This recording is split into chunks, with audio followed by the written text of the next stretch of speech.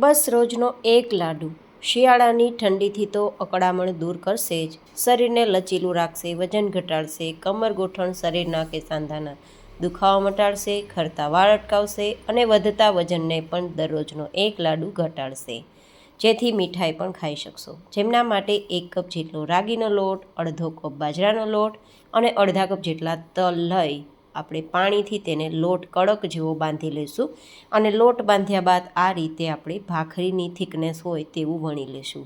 પછી આપણે લોખંડના તવા પર તેને શેકી લઈશું। જરૂર મુજબ ઘી લગાવીશું।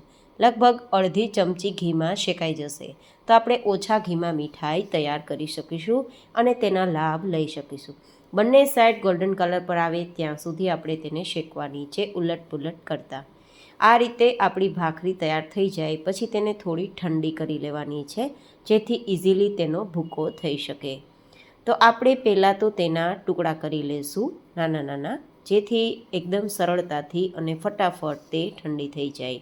આ રીતે ઇઝીલી ટુકડા થઈ જાય છે, મતલબ કે એકદમ ક્રિસ્પી આપણી આ ભાખરી તૈયાર થઈ છે અને સાથે સાથે ભૂકો પણ દાણેદાર તૈયાર થશે। તો મિક્સરમાં લઈ લઈશું અને મિક્સરને ચાલુ બંધ કરીને ક્રશ કરીશું તો ઇઝીલી એકદમ દાણેદાર પાવડર તૈયાર થશે આ રીતે। તો આ રીતે આપણો પાવડર તૈયાર થઈ ગયા બાદ હવે તેમાં ઉમેરીશું અડધા કપ જેટલો નારિયેળનો છીણ અને 1 નાની ચમચી જેટલું સੌંઠનો પાવડર।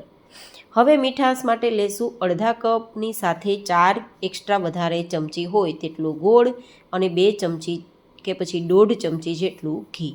માત્ર અહીંયા ગોળને ઓગાળવાનો છે, કોઈ પાઈ લેવાની નથી। આ રીતે ગોળ ઓગળી જાય પછી આપણા જે તૈયાર કરેલ પાવડર છે તેમાં મિક્સ કરી દઈશું એન્ડ ધેન ચોઈસ પ્રમાણે લાડુ તૈયાર કરી લઈશું। તો ખૂબ જ ડિલિશિયસ છે, એકદમ તાકાતવાળા અને કેલ્શિયમ રીચ છે। આ એક લાડુ વજન નહીં વધારે બલકે વજન ઘટાડશે અને તમને આગળ બતાવ્યા પ્રમાણેના ફાયદા પણ થશે। અંદરથી જો એકદમ દાણેદાર ડિલિશિયસ લાડુ તૈયાર છે। સ્પેશિયલ વિન્ટરમાં વસાણામાં આ લાડુ જરૂર તૈયાર કરજો। રેસીપી પસંદ આવે તો લાઇક કરજો, ચેનલને સબસ્ક્રાઈબ કરજો એન્ડ ફૂલ રેસીપી જોવા માટે નીચે ટાઇટલ પાસે લિંક આપેલી છે।